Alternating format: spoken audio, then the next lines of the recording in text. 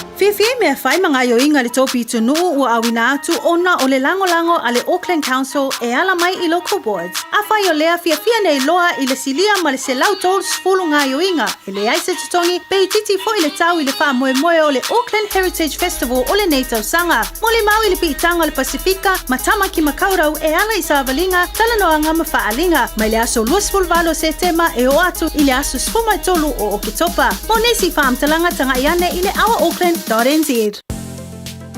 Masala ua e vaai I fale fo mai, po o taa vale ale fono ma e whape ane, ua nao au nanga tau soifua malolo ina ma nifo mātau te whaia.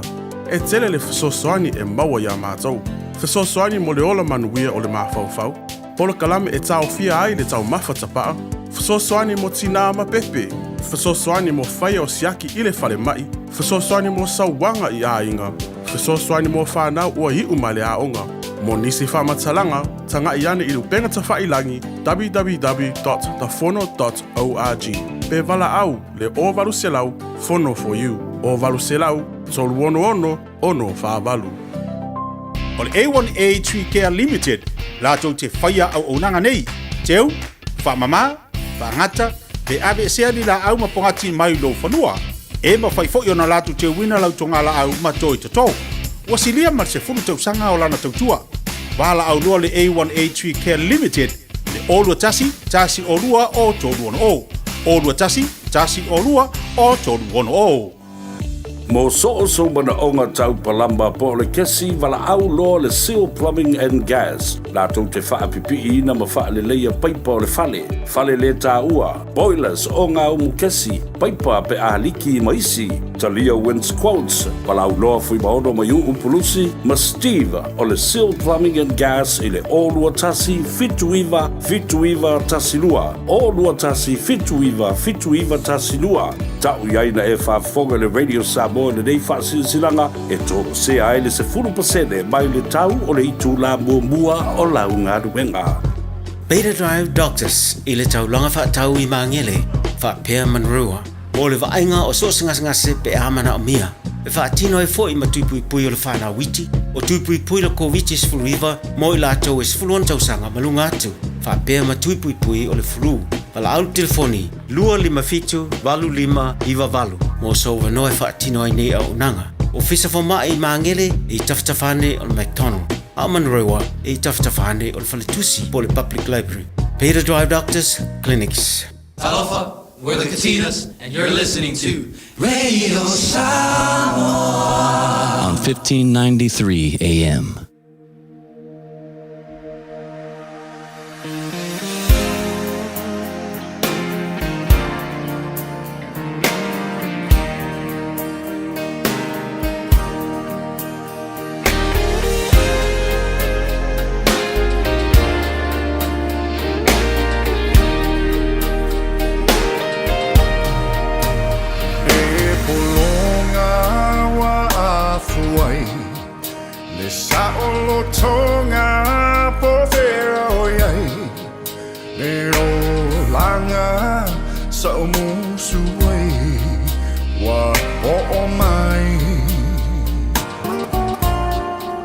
Ai po le a ele mafuanga wata le so fuanga le atunu lo tangi maiala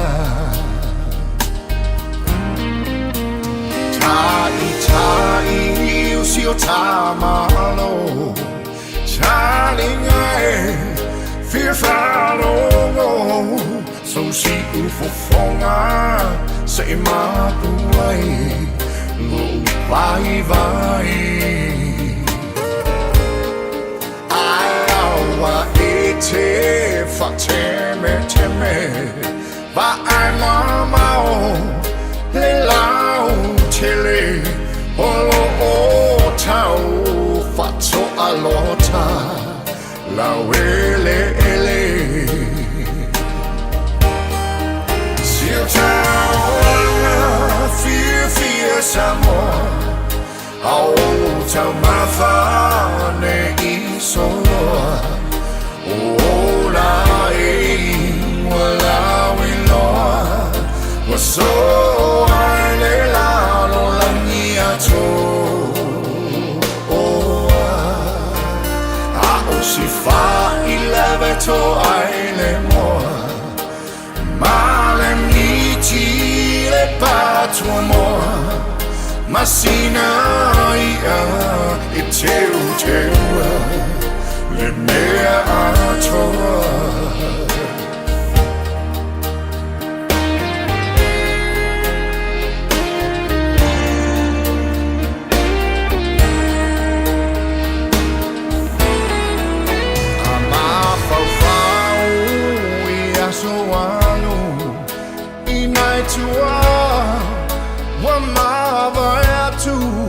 le tau mawhainga pela ea e lava singanu le whininga ma le anufa i a Samoa ne i polonga va ailo fa vai o le suafa oh yeah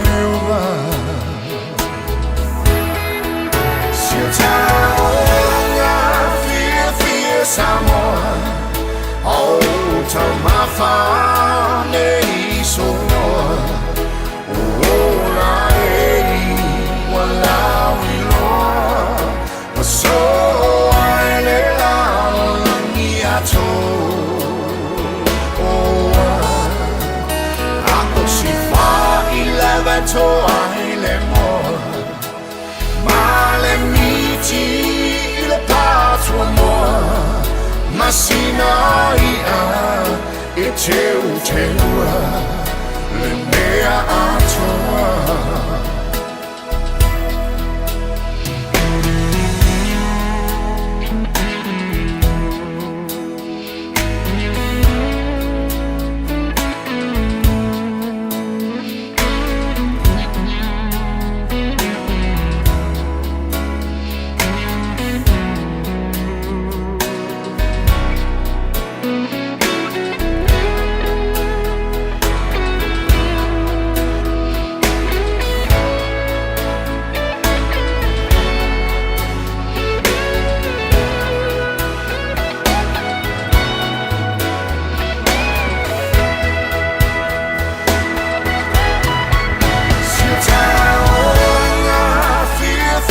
Samoa, oh, tamafa nei sonoa, oh, la wala wiloa, so ai le la ngiato, ako si fa I levato ai le moa, ma le miti le patro moa. Masina ia e teu le mea atoa Masina ia e teu le mea atoa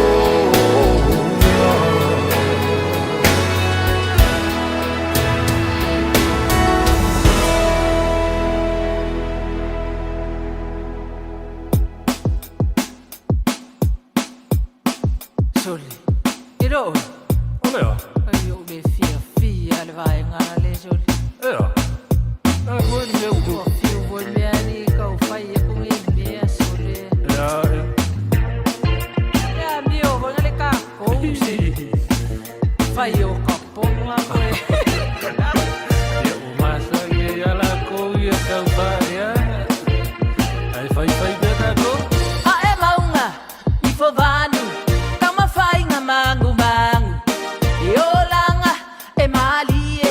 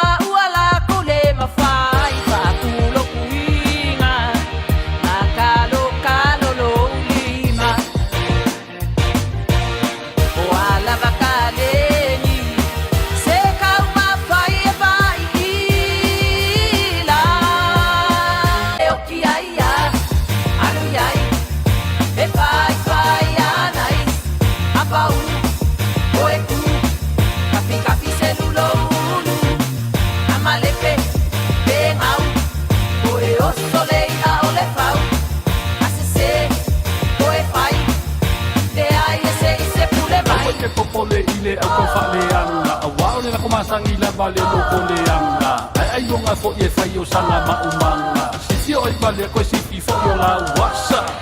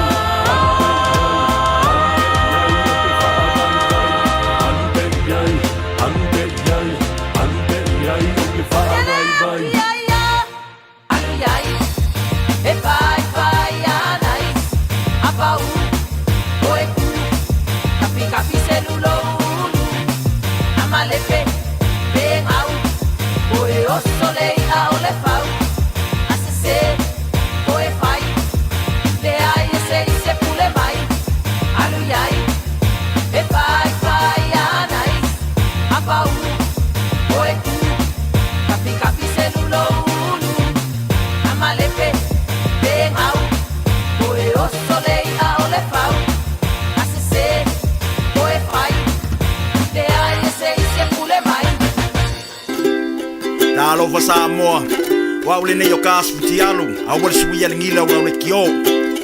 Eva mai ina se fudu lima iva kolu, amo, Radio Samoa, bevela a.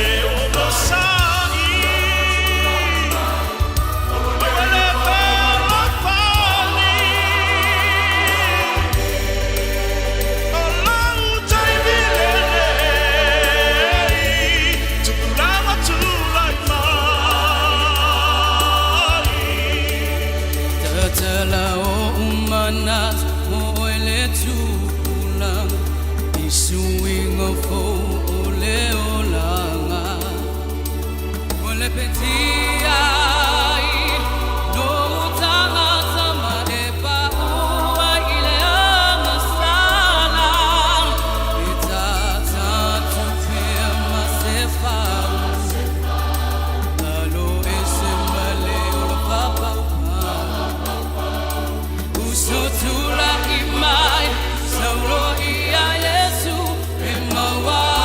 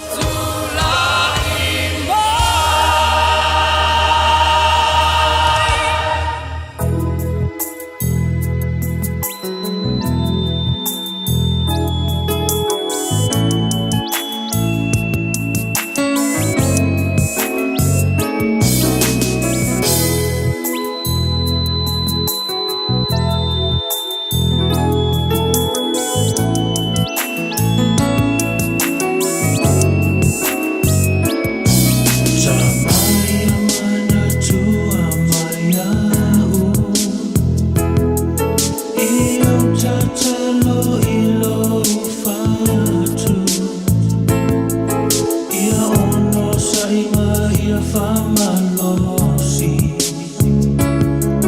I o tatalo sa e momoli Ta mawhawhetai mo mea uma Sa e whaia molo aina Ia mawai pea oi le whatasina I lo maluena Le namo sa toi fuataina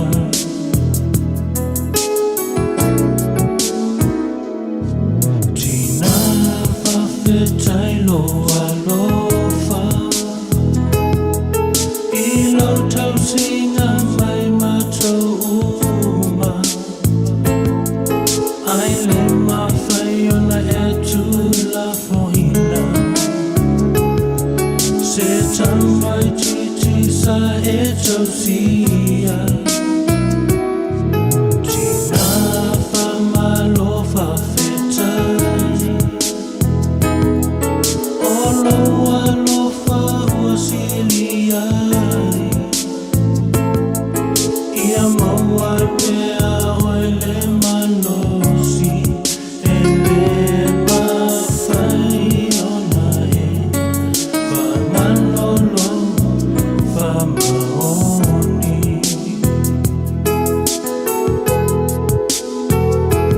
Tama matinga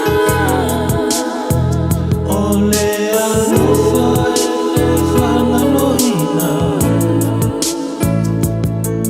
Le tau singa e asau e tele Alofa mabolua patua pele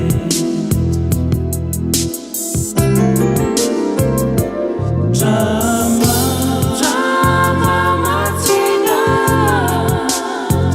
O le alofa e le whanaloina Le tau singa e asau e tele Alofa mabolua patua pele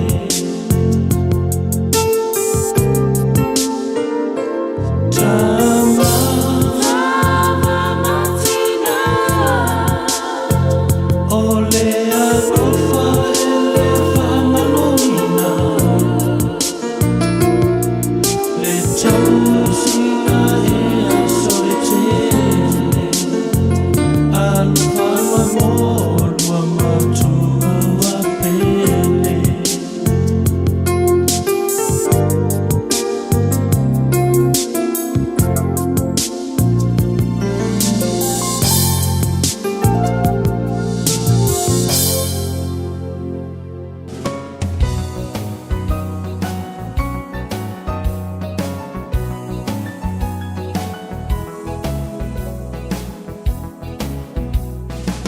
Taleilo a fuafua lau wa umataua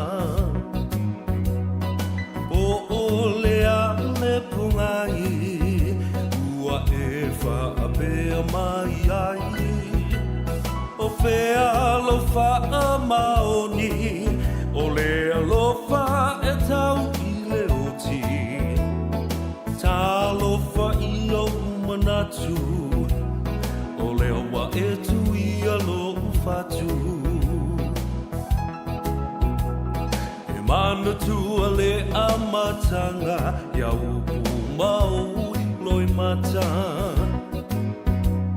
Na e whai mai e le ai Se unga o la tā mawhutanga Wa e loa nei leo langa Ma ua sui fo I o lo uanganga O nei mau mea na o mana o I ai Ua le lea uma I le ala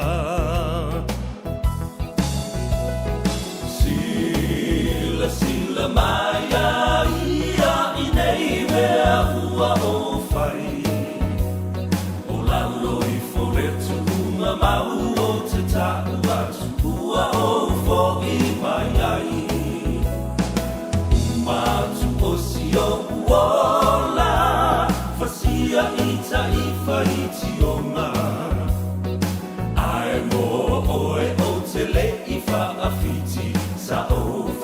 mea sili sili. Ia, talofa lava le pa ia mawalunga o le whaafonga ta waki o le atuluku. E le leifo i vaenga o le amatanga o le tutua a le simfonga o Samoa. Ia, awa fo i le whaafonga ta puai, ia e mai se. O whea lava le tafa o lo o mwhaio e le mafuta mai ai whatalofa atu ia te oe le deitai au. O le aso tō na i le dei, aso lua sfuma le tasi o se te mau. Ia, e le o toi mamau foi, ai tātou tū vai atu. I le masino o ke topo leo lo nofo mwhaatalitali ne ia i le atunu ui Samoa.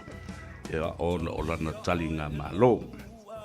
Ai le nei lapa tai au sa o wha le nei le atua i lo lofa. Le atua o malo, le atua o au, le atua o le wha maoni. Ua taitai mai ei lo soifua. Ma tā whiloa i le nei tai au i le nganga fifia ma le nganga whaaftai. Awa ele ai se scientisi po o se poto siri atu. Na te whaia le whaiva le nā. Ia. Wha amoe ia te oia na po. Ai malama nei le tai au. E vai a kungola e ke lo vai makua. Au te no mo ni vanga e ngofo mai whakarikari i le tāporo karame whapea. So le atau po whias. Ia. Nau le pisi lava o lungo le ana tele. Ia. Whape nā fōi le anga i mai leitu langi i sifu. Ia ai vi ia lava le atua nei ta hea fau. Orom whai o na tātou whelua i fōi i le alofa ma le anga le leo le atua. Sa ia wala ai ia ni peau fōi langa vale. Ia ma whaatafa ai. Ia ai wha moe fōi i le peau. O le peau tā, ma le peau whati tutoto. Ia a o lona lava anga le lei. Whetalo loa i fōi le atunu. I le eitu, ma le eitu, o le kelope. Ia mai nei fōi New Zealand. Ia ai lamba lava le whiri. Ia tātou, ma loutou saunga le mō. Ia ai whaftai i le atua. O le ua tātou whiloai. O upu fōi i lo tātou vānu nofo le tāwhatolu o pa ia mamamalu wha ale mālo. Ia ai le ngata fo i leo pa ia mamamalu wha ale atunu. Ia ai matua le tuu ia te utou leo whi ngā luenga tutofi le atua. Whioi matamasa o le ngā luenga pa ia. Mālo le tatalo ia te utou mautou wha le tua i whata whaitau langa e fia. Ia ai maise foi o le tāpua inga. Ia i la tau na mua atu. O ta mamati nā malolo manu malolo pensiona. Ia le ua mapu mai i maunta malawa. Ia mapu ane la ia le i le sasanga ma mapu ane i whalenga. Malo le ngā lulue ia te utau o lo i le atu o lo tau taui.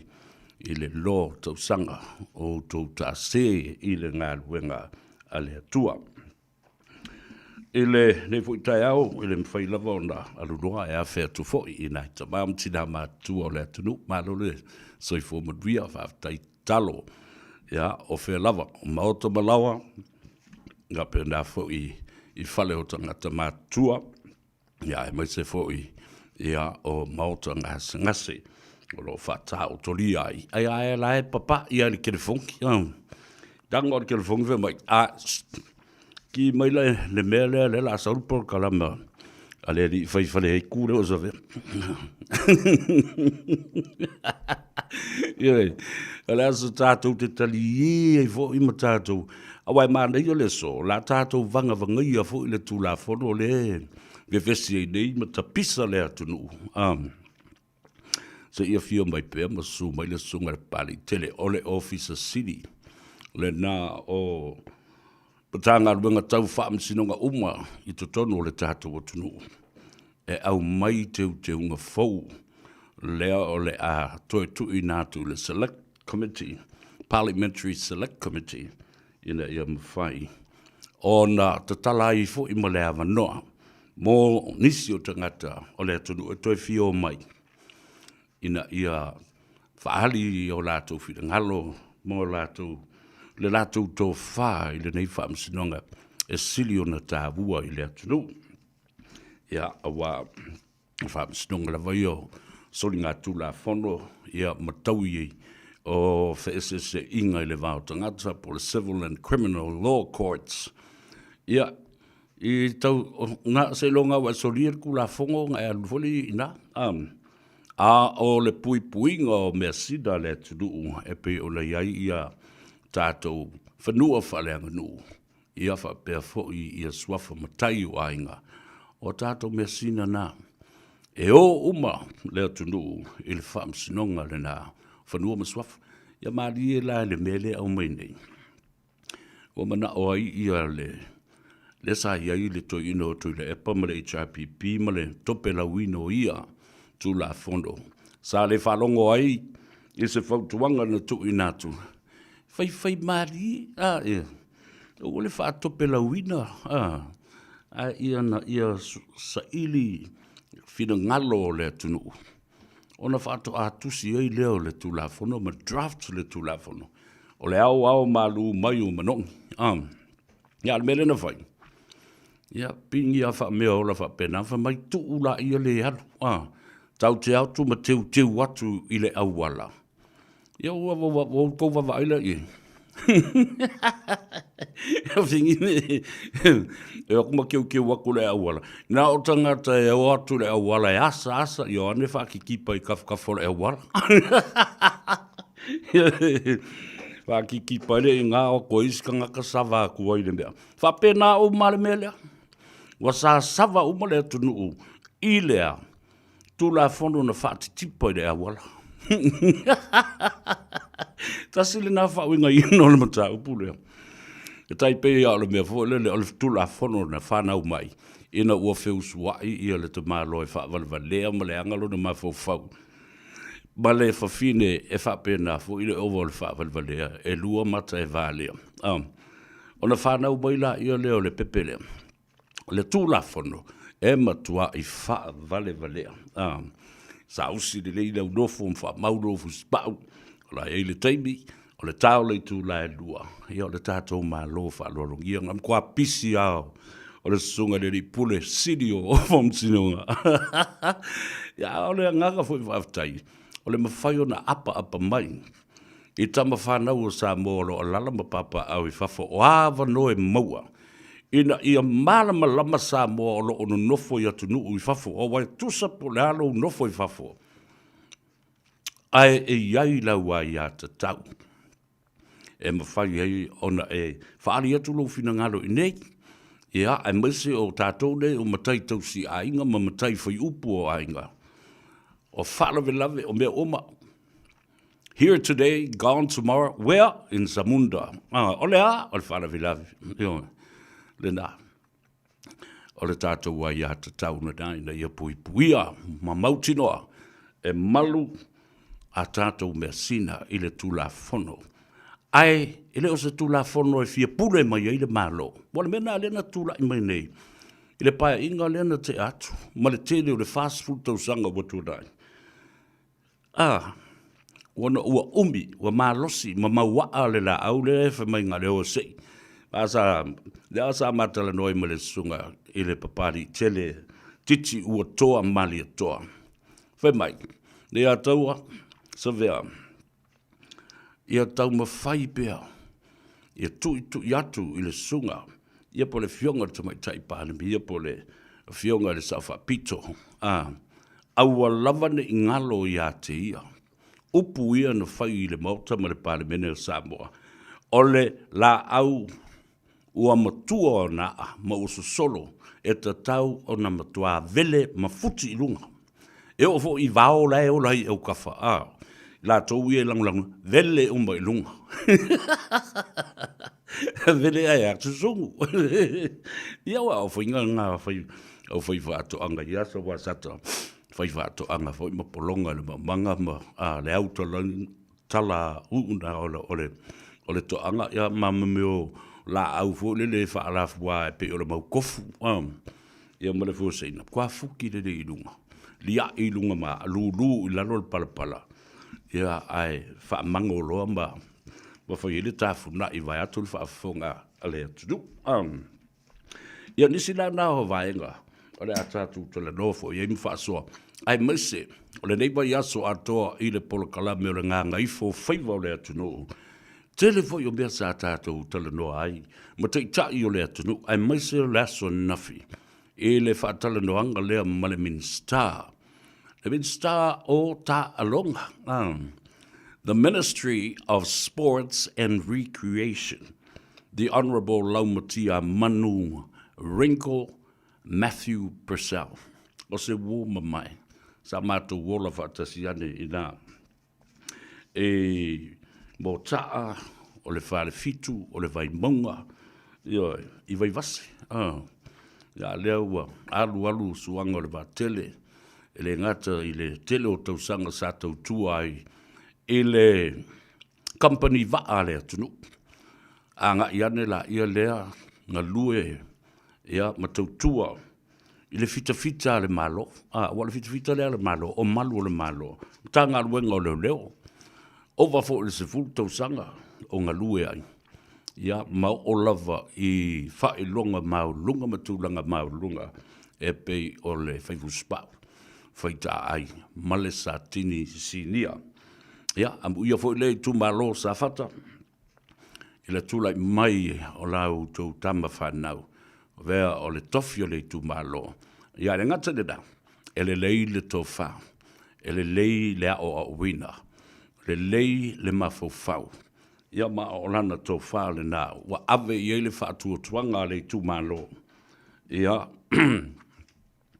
ma ave ai, o le tofi o le tu malo. Wa ngalo lana o fai le fai pule anafia po le fionga fo le minsta.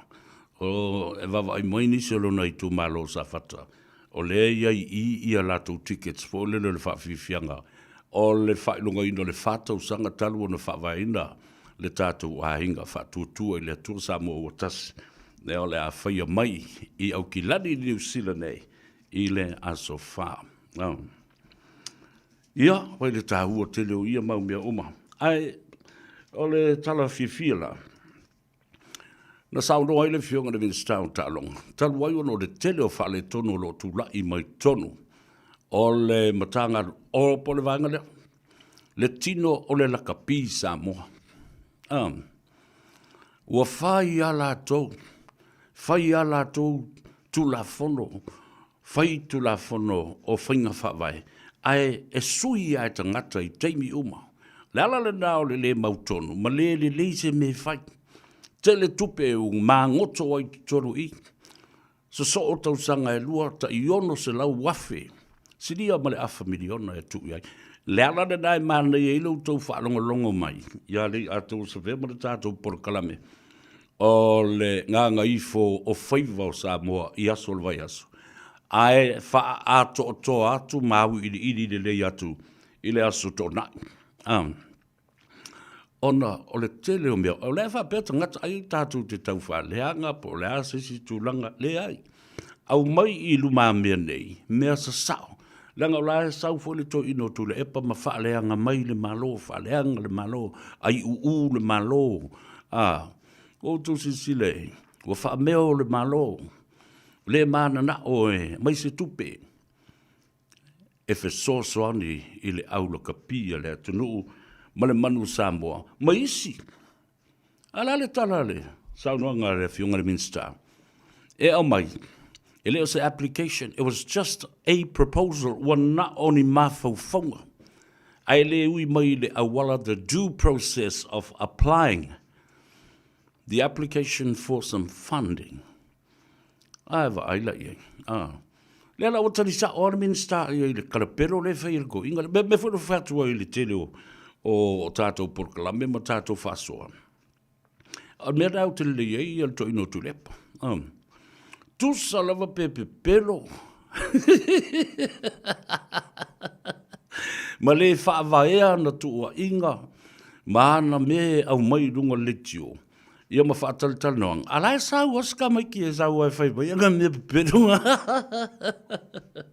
Ia le nā fu ia watu e le tātou tua lano. I le fionga e le tamai tai pale mi a fio mai. A moroso malosi pi pai fo i tātou te tala. Ia ma sei whaasoa fo i le atunu. E tali e tuai. Ia fo i nātu ua inga. o lo o la lafo pea ma la lafo pea. O le sila mana i o le mole porka o le fo o mata upu le la tala noa nei mo le fionga i le. E le fionga i le puresiri o le tātou whamsinonga ma whanua ma swafa ma whamsinonga fo i o soli ngā tula whono ma taui o mata upu FSSR i le atunu Civil and Criminal Court. O le ia tau le tātou tala noa ni ai. Le fo e mai atu le pa. Te o le mea lana o le mea papalangi. A o le ale mea le whaia tātou whaavai ma au mai e isi vai o le tula whono. O le ai a tatau. O le ai a tatau na mai i le atua. O le ai a i le ola. Ma i ola sa o loto. Ma i usu stai fo i le tula whono e pui pui ai le saunga le mu o le stangata mai le stangata. Because who are the most dangerous things to others is ourselves.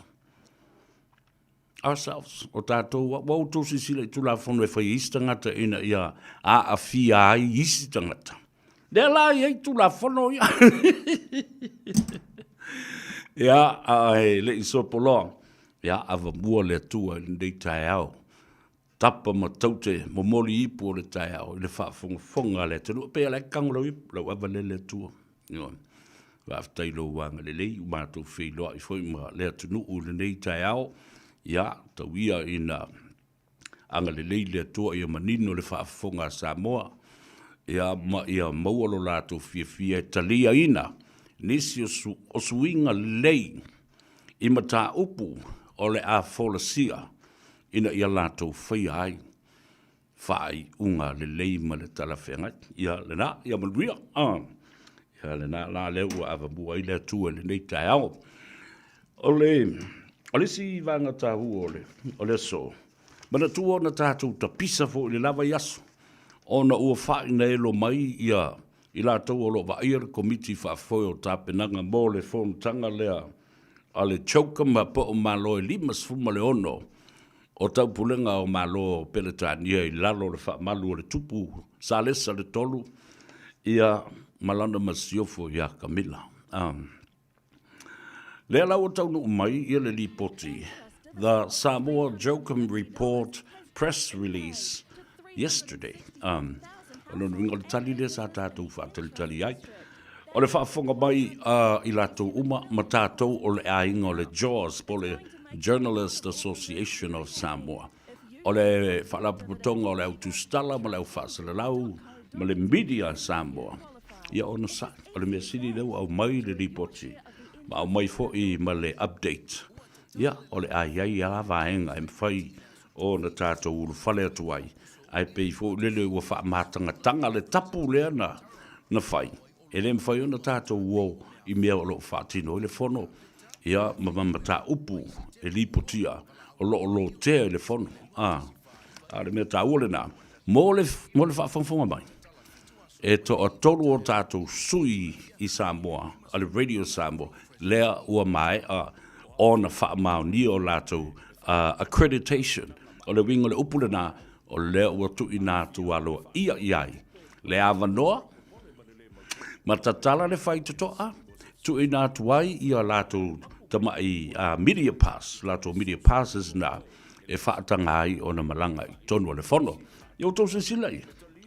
Nea o sao whanga, e si u whongo Samoa, ma le Radio Samoa, wa ana whaape ave i tūle mata upu fo lea, o le tau o whonga o le tau, o le whaatino ina o le ngaruenga. E le mwhai ana leo o i tonu se application, po o se interest of, expression of interest i tau o whonga lea, lua tesi ma le 5 miliona Samoa. $2.5 million awarded to MMG. Le ropo whemeo ma ia tangata. A le ta ua na whao ngā mua fo i le malo. I le luafes fumari wa le tapu e ina o ata o le ta'alonga le Pasifika. A o minister lena, o le si fo i tamali i o teknolosi ma whaamtalanga ma whasota inga. Lea lai tua o le mea lea, vai. Tosa sila la i le mea lea lena whātua nei. The conflict of interest Minsta o le vai teimi le nao le pae inga lona sfulmo le ono. A tula epa malana kapineta. Lea iai minsta ia. Ngā lulue i tono ngā luenga le malo. Ai o lava i fafo. Ma tau ma whaia i e whaia la tau lava deals. Ia. E leo se mea te tau. The conflict of interest. Lea la ua i loa tunei. O le i tua i le sa avema minsta. Ile nāwa i tau. Ile au maingo le company lea. Awa o lono winga foi. O la shareholder. Na o mea whaasapa sui mea nei. A lea tuwai i le whale tonu o la uli ma le au maingo ana whana ma mai o uma isi la pisi. Kua pool duster. A le la welo atu nei. Leiti o fo ila. O mau tangata nei i awa noa nei sa te tau na whaasoa soa. Why would they go and hand-given it to the ABC, the Australian Broadcasting Corporation? O tu wawai. Au la tau fo lese i le na foa. La le mo tau woi avele me o ya Australia. Totele ma siasi upu o whai mai Australia. Oh no, please, we keep our hands off that. We don't do it this way. Please give it back to the host country. That is their privilege. Wai upu ia le ABC. Ia whanonga mai Samoa. O le kon kalate lea ina i whasalawina le whono. Sa nau ia le asocio le autostala wa o le media lea Samoa. Le asocio le autostala. Le media lea. Ia ngā lurue solo. O le 2AP, o le TV Iva. O a uma le tio ma whasalalunga. Ai li poi tonu o le whaamalu ma le li o lea. O sui alo ia le stala. JAWS, Journalist Association of Western Samoa. Me la isi mena whatuai. E pisa o mai tangata ngutu leanga ia la tau te tau wha leanga le malo. Ia pisa i pēwa meo kamosi. Ele ni tangata aloa ia. Malaisene malaisala i tolu o le JAWS. Pēla o sfati ta inga.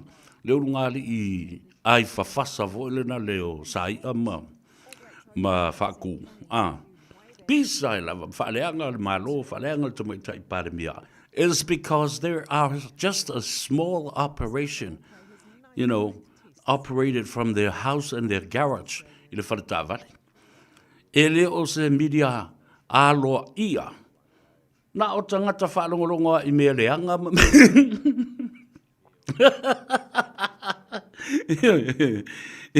Rai pakeko mai I laro I le lako wharekawale.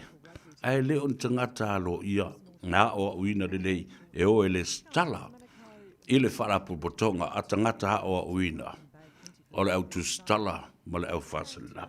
Ia. I to tonu o le tata o tunu. Lea lawa au mai nei ia le updates lea. Ua tapu vai tasi le me tau o le media center. Ma le media center lea o le amawhai o na ave umalawa I whaamtalanga. O loo po eina, ai tu ina tu fo I le hawa noa I tu stala o le ao ai e whaalongolongo I le fono ma le fono. O no mai whaatasi leo, rau tu stala nei, e tasi ale sui alu. Sui mai lea tunu, ia manatula e 5 ia atunu ia o le Commonwealth le la o mai nei. Ia o lono winga, e 5 leono fo I la sui, alo na e to tele teisi atu. Pe lata I se valu se fulu le se lau, ia nisi malanga. Ona o le I vaenga ese, e tufo I vaenga ese, po venues ia wha atu moi le wha atino I le fono. Ona sa o mai leo tangata ma lato wha amtalanga, o lato wata o videos o mansapoe, au mai I le media center, ona download umaya lea. Yo e download umalawa ia wata va pe fo I videos ona umalolea ona tufatu lolea I tangata umalawa mo le whaasalawina. So that's why, because this week was very interesting, and the outcome is the press release, so that we could have a peace and time. Tātou te oa I whaasalawina le whono. Ia le nā, tā ua le nā. Ia, tā ua le nā, o le toi whaamanino ina mai. Ai le o le kou whai mamango ai lava. Ma whai lava whapena. E o mai la ia leo papalangi mai whafo. O mai whai le ngā ruenga. Ai pula atu sa mo. Se mea maka ngākele. Te mea mata ngātele. Le pula atu. O alo matama whanau le tunu o lo o whaia le ngā ruenga lea. Ai o mai tangata ese mai whafo. E o mai whai. Ia, pei whale leo. Pei tātou ni tangata ese. Pei tātou ua maua ni wha mai fo le wha anofo ese ai. E o fo le wha tutu I tei le sami ma wha mamanga I kei le savidi.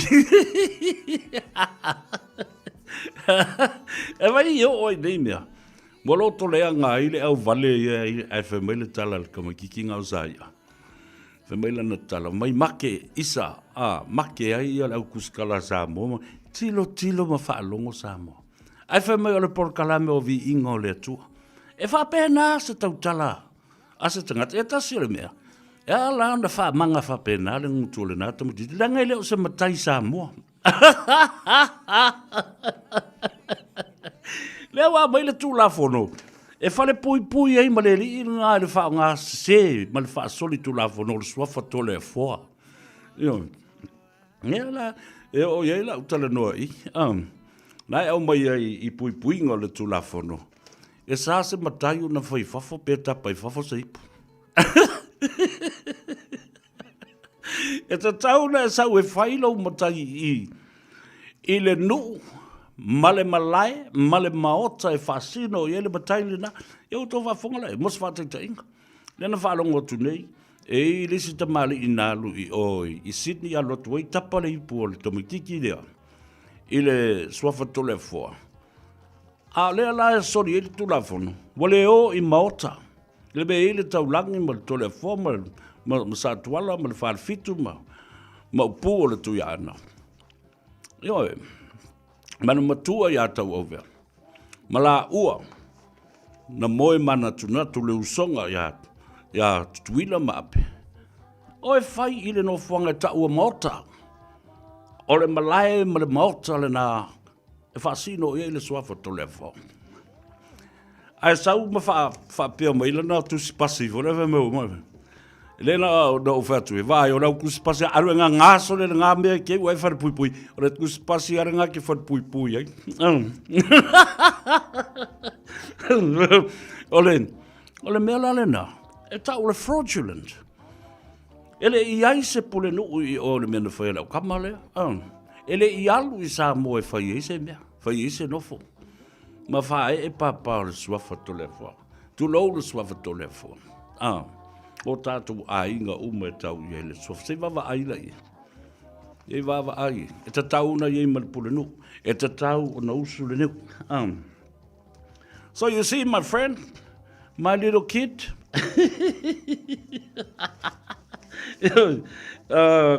Kai sole. Ia le na, o nai vaenga nai ta ua tele le. Ile a foi. Ele tofu e ino se swafa matai. E ta tau o na usu le nou. Pati le ava, tau mamafa le ava. Tau na whai le matai I to tonu o le nou. E whaasino I ai le matai. E ta tau o na awai. Le tangata. O lea o le a whaapale I le suafa.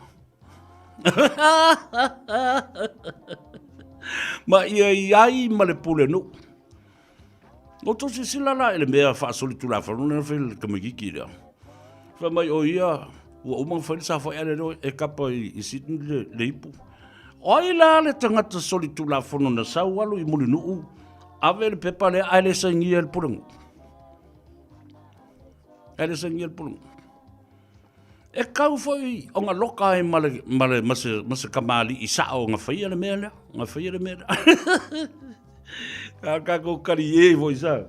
E mana ye marino lole mea. Ona I lolola ia le am. Leiti oa. Leiti oa lava mae a fa pele. Ia ma fata sina lava le swafo le tole fa wa. Ole umi ona e whaia ole nā mea ma ta upe le swafo tole fa pele o tangata o se tole fo. Ale iloa. Ta fe lo tou. Loto le mafau ma le ano ma le ni ngau. I le whao ngā se o le swafa tā ua ma le mea sina a inga. Ea. Ia le nā lao wakuru whakuanga ki oi, wai atu por kala mea o mea fo, le taimi o le talanoanga ma le sunga le pale I tele. Le pule siri o whanau, ia ana toi a waku fo ila ia le. Toi a watu fo ila ia lea. Na, ea leo mai ala tātou tala ile. Ainga lea, lea tātou woe tāle pese mana ia tātou whasisi langa ia.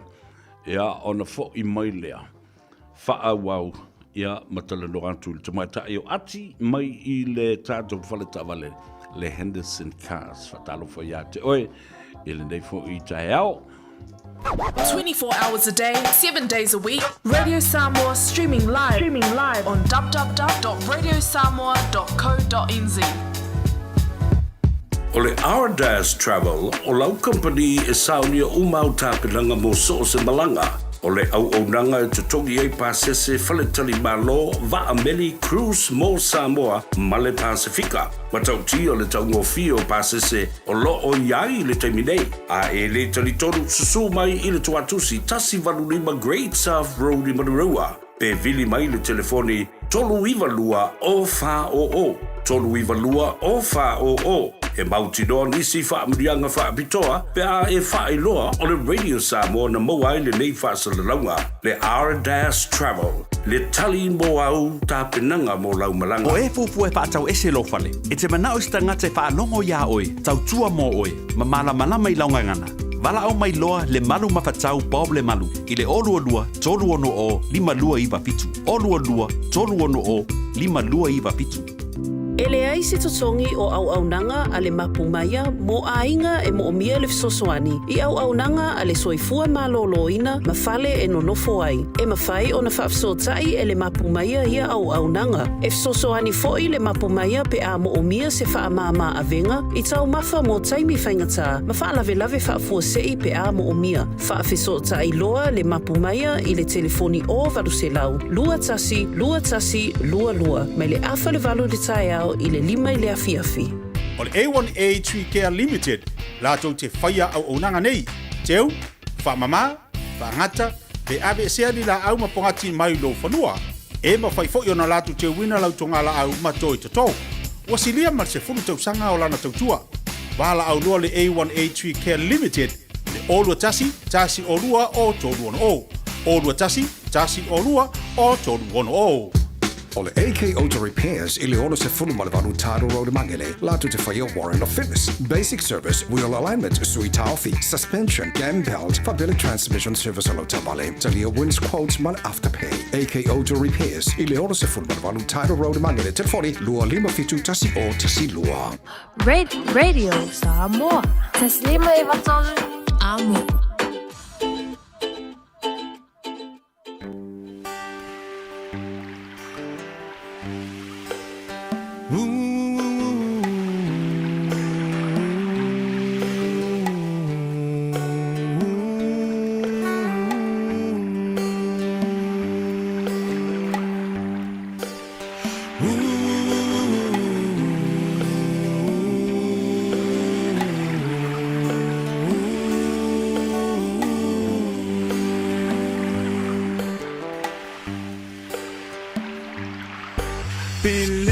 Taloa I fea e mao lava I le vai e pe o upu o le muanga ngana.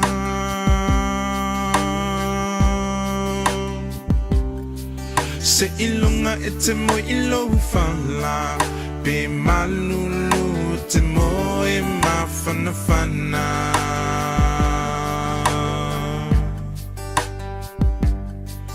Pe o fea o le nei lalolangi e te au mauai e te mana tualo atu nuu moni.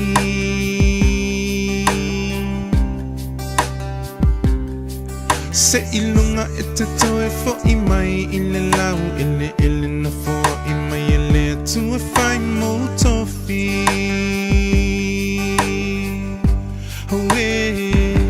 Samoa. Le vali o toloa. Ia, mo le pese le nā Samoa ai.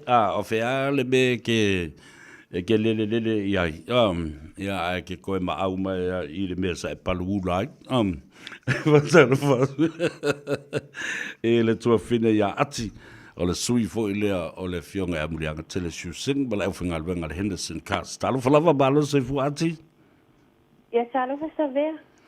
Ia, man bia le whaftai. O e ngalue mai le whale, po e ngalue le tātou loto ai ni tae au. Le ai o le ngalue atu i sa spasa avali. Ok.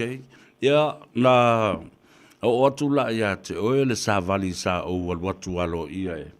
E asi atu lau sunga le te mai tai ma tā whilo ai. Hello, ati? Na e su mai ilo fisa nei a suke. Ia sa o si atu au talatua nafi. Oi, talatua na. Ioi. Ai ua whaisi o pisi tele, ia ele a whaina, ia le awanoa tātou te whilo, ia i o le mea taua.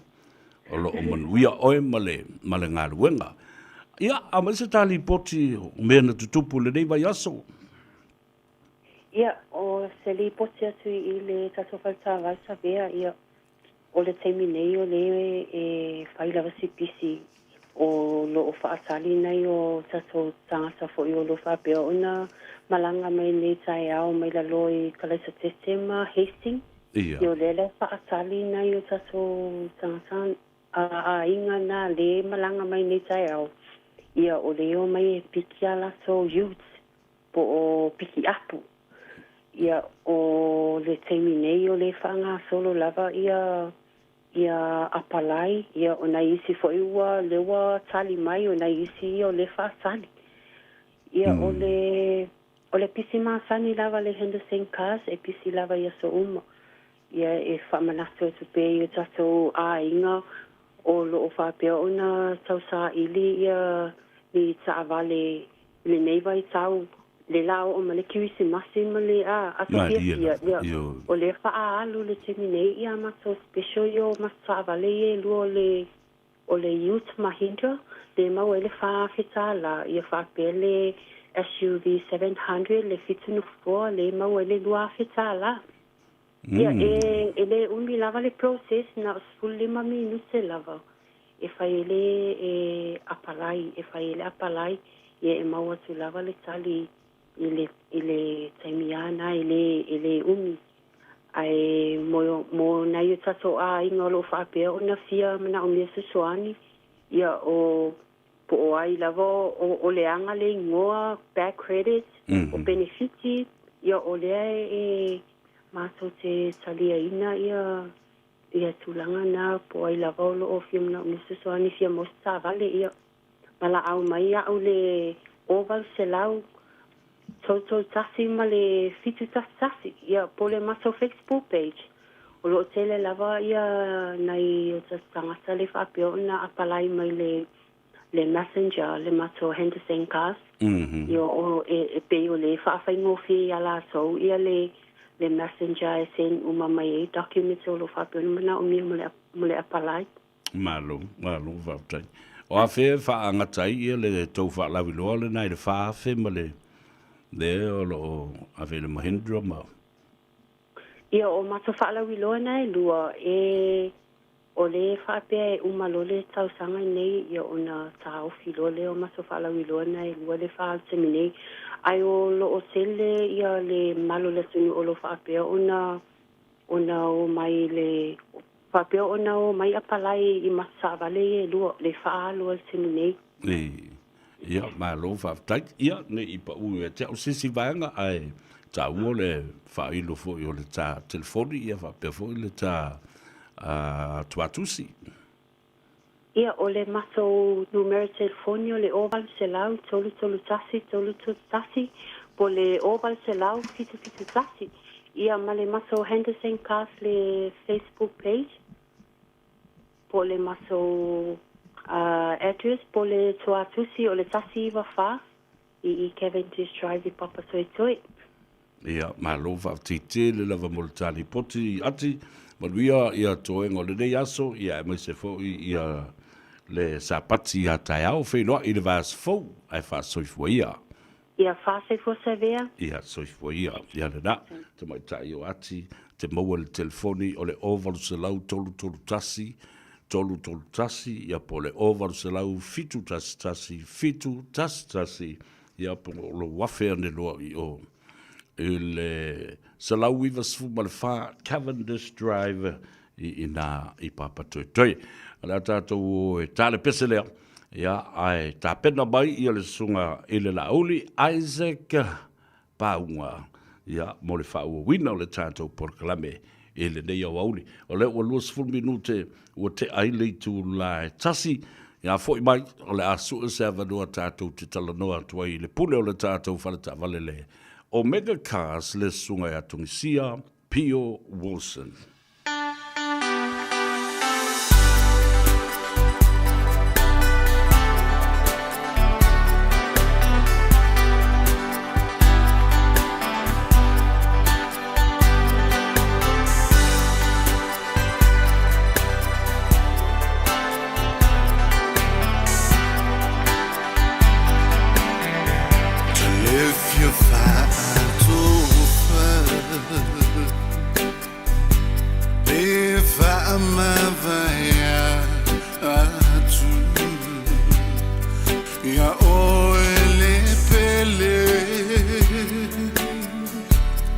Now, low fat too.